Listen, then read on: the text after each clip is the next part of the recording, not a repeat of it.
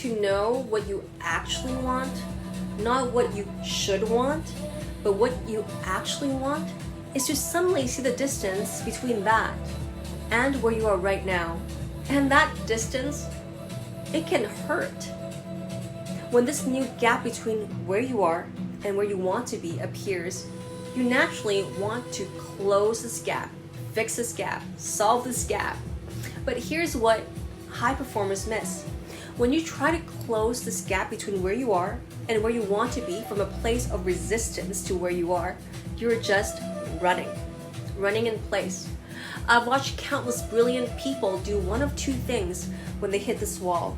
Option A, you may try to force your way through. More hours, more optimization, more pushing, more forcing. Or option B, you try to kill the desire. The gap is simply too uncomfortable, so you make your desires wrong. Now, when you reject where you are, including your desires and where you want to be, you're also rejecting everything that brought you here. The experiences that shaped you, that built you and your desires, and the version of you that survived what you survived. Now you're trying to build the next level of your life on a foundation you're actively disowning when you don't accept where you are and where you want to be. It doesn't work.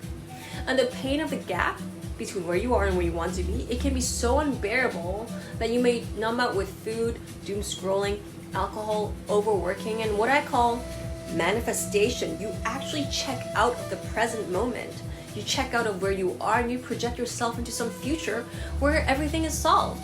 You use visualization not as a tool, but as an escape hatch. And you think that if you just focus hard enough on where you're going, you don't have to be with where you are and be with what is. And this is not aliveness. This is checking out of your body, because this is still running. So this week, in order to bring you back to your body, the practice is counterintuitive.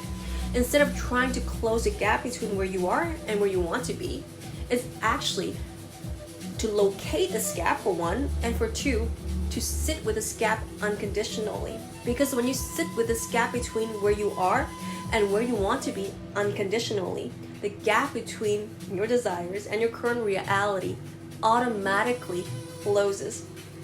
And I believe that's where you want. So if you want this 3-minute exercises, come on over to my Substack post, where I'll share with you how to do just that, and more on my last series, my last sequels of the Aliveness series. And I'll talk to you soon.